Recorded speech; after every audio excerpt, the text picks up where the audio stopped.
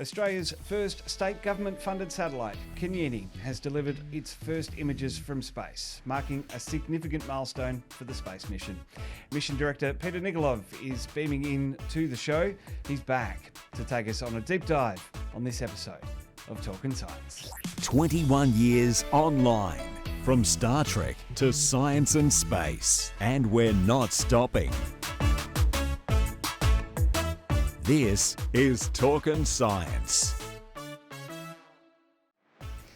Peter, thanks for your time. Welcome back to Talkin Science. It must be a huge relief to reach this milestone. Oh, it is. It's been a hard 2 or 3 years building this spacecraft. It's tough putting things into space. So lots of ups and downs during that process. But once we got our first images, you couldn't believe how happy the team was. Now, naturally, the first images from Kanyini are of its home, South Australia, but there's more to these shots than meets the eye, isn't there? There certainly is. The sensor we're actually using to capture the images can look at light in 50 different bands, so the visual, near infrared. And that's quite unique compared to a lot of the large spacecraft up there can only look at light in sort of a limited number of bands. And with that number of bands, you can do a lot more science and better understand what you're looking at, particularly in the environment and agriculture and farming and things like that. MyReorta's Internet of Things payload is interesting and up and running. It's being integrated into their satellite network now. What data will it capture? Well, MyReorta's is quite a unique capability. It captures very small volumes of data, but super cheap, which is quite important for farmers and other organisations that don't have big budgets. And the sort of information we capture can actually supplement our visual work. So looking at groundwater levels, various parameters in crops and things like that, we can actually beam up and integrate that with our research with the visual information. So it's actually quite unique. I think one of their initial trials, just showing how versatile it was, they actually measured tank levels on tanks out in cattle stations and sheep stations. These are massive. These stations are massive, and typically they need to go out on their motorbikes or drive out there regularly to check that these tanks are working properly, because otherwise obviously it could be detrimental for their sheep and cattle. And now at a really low cost, the farmer can sit there in the pub with his app, checking all the tank levels. If he's got one problem, he just needs to go up to one tank. And that's the big, I think, value of that is the low cost. It's cents per data downloads, which is really important. And we talked about that last year when I was in Adelaide, that in the lead up to Kanyini, that it's focusing on these things that we haven't had here in Australia because we've had to share satellite time with other countries. Now we have this, our own satellite to go and do these things that we can. A farmer can be sitting at the pub because he's an Aussie farmer and checking on his farm without needing to drive out there or wait for the satellite time and pay exorbitant amounts of money to access it. Exactly right. No, and that's a huge advantage. And the sensor that the MyReorta built is their next generation home, built here in Adelaide CBD. And they've done their commissioning, converting its operation, and they are super happy with its performance, really meeting their expectations or exceeding them. So that's super cool to see we're doing this in Australia, giving us that sovereign capability to put things into space and support our environment. Yeah. Yeah, and that's really been the driver of Trekzone's Talkin Science, as my camera decides to do something. It's been about this sovereign capability. What can we do here in Australia that we've been relying on other people to do for all these years? Yeah, exactly right. The great thing with this capability is we can task it to take images wherever we want on the planet. And so you don't have to wait for other people, or we can just prioritise what we want to capture.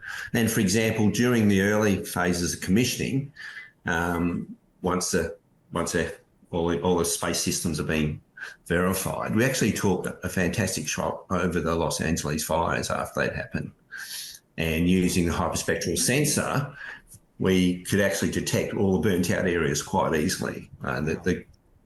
The healthy vegetation, the stuff that's actually been destroyed. And so we got a great map of that as well. That's awesome. Well, Innovore's data management system has handled the downlinking of all this data. This is the best part about Kanyini, is that it's a collaboration between so many companies. Do you think that collaboration has led to the early mission successes? Oh, it certainly has. We've worked very closely together. So the team comprises basically the SA government as the funder, and a lot of the departments and areas in SA government will actually be providing data to help educate them on using space assets and helping them do the day-to-day jobs. But the team comprised SmartSat, who's overall sort of mission manager as a mission director, and we're also the research organisation, which does a lot of the work to turn the data into really valuable information.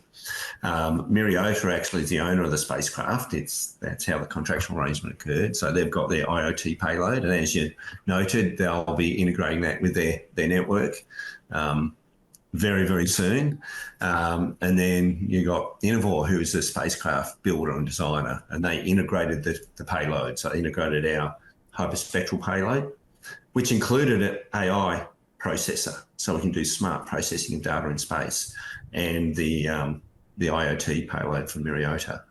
And so that's quite valuable. They also operate and control the spacecraft. So in their little offices in Lot 14 here in Adelaide, we send all the tasking requests through to them, turn them into scripts, and then send them up to process the acquisitions. So no, that's super, super exciting. But we also have a number of ground stations supporting it too, which is crucial. With hyperspectral data, we generate huge volumes of data. Like could be a gig per image. And that's very hard to get down from space without good capabilities. And so we've got SNX band radios, which can download large volumes of data. But so we can do that regularly, we've actually got a company that provides those ground stations in the Arctic, because our unique sun synchronous orbit, we want to be able to fly over and take day images over South Australia. And to do that, you have this sun synchronous, so we're flying around the poles. But as you fly around the poles, the Earth rotates underneath slowly, and so you need to wait before you get a revisit time over the same location. But the advantage of going over the poles is we can get downloads every orbit if we wanted it. So that's been quite valuable. And that AI processing on board as well, we talked about that last year, that really helps. It limits it's interesting to hear that it's, up to a gigabyte for an image. I guess without that AI capability, it would have been double, triple, quadruple that. Yeah. Well, what you want to do is, you want to first do some smarter processing, and you don't want to actually send out images which are all cloudy. So you can actually do basic images like that. We can send out snapshots as well to do human interaction, but ultimately you want to try and automate this whole process. But when you start doing some of the smarts, you're looking at crop quality and things like that, you can get the AI processing to really strip out the important information that you want to use and beam that down, and allow you to take a lot more images and more captures that way. Yeah, absolutely. Well, what's next in Kanyini's mission? Are we ready to unleash the power, as it were? We are getting very close. We've actually finished probably the main commissioning of the spacecraft. So when you put something in orbit, you got to check all the subsystems are working properly. The spacecraft bus, so the main elements of the spacecraft which control everything, the power and the navigation and the pointing and the radios and things like that, is your first step. You want to make sure that's all working. So we've got through all that. Thermal management, we really got to monitor and check properly to make sure that the spacecraft isn't overheating, because that can cause serious problems with the electronics and batteries and things like that. And even our sensor needs to be managed fairly well. So we actually rotate the aircraft. I'm an aerospace engineer. Rotate the spacecraft. I'm used to working with F-18s and firing missiles at the Woomera rocket range. Just a casual F-18. Yeah. But yeah, you need to manage the thermal profile on the spacecraft. So in between taking images and things like that, we're going to make sure the sensor's not getting overheated and all sorts of elements. So there's a lot of analysis done during those early phases of the mission. So launch and early operations, we call it LEOP. So that was a big step that we had to do. The pointing accuracy was really critical for us. Obviously, taking images on the ground, and you want to make sure you're pointing at the right spaces. So there's a whole suite of systems in the ADCS, the Attitude Determination and Control System. We've got multiple star trackers, we've got GPS, we've got sun trackers and things like that. So getting all those to work together to allow us to point very accurately is quite important. We've got things like magnetometers and gyros. They all control the attitude of the spacecraft. So it's quite a complex system there. And so we had to get through about commissioning our optical. And so now we've just about finished our commissioning of the Hyperscout sensor, so checking all the functions and the image processing, everything works correctly on orbit, the temperatures aren't causing problems, all that sort of stuff. So that's a stage we're just finishing now. And that's being done in collaboration with the sensor provider. So Cosine, a Norwegian Netherlands company, actually provided that sensor for us. They had built that sensor under a European Space Agency funding. So part of building their own industry, like we're doing here, we're building our industry with the South Australian government funding. And so we've been working closely with them. So that's been a fantastic capability to have on board. Just incredible, and it's all in the size of a CubeSat, which is just incredible. It's not just a DSLR sitting there pointing down to Earth. There's a whole heap of stuff to keep it in orbit and do everything kind of itself with some human oversight.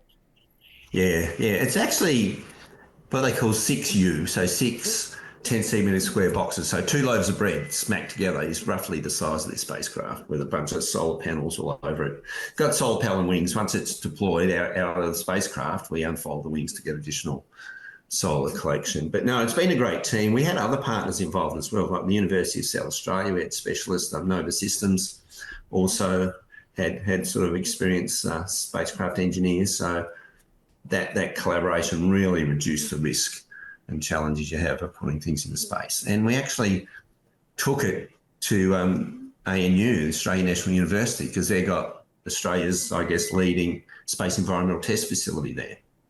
And we put it in there. Yeah, I was about to say, we put it inside their Wombat, which you've probably visited, which is pretty awesome capability. So that cycles the spacecraft through the extremes of temperatures, but also very close to the vacuum of space. And you don't want to find out you've got problems once you're in orbit because you can't fix them really. Correct. And so that was a very stressful part of the program as well, because we had a limited time to get it through. If we did find problems, potentially we could have missed our launch window with SpaceX.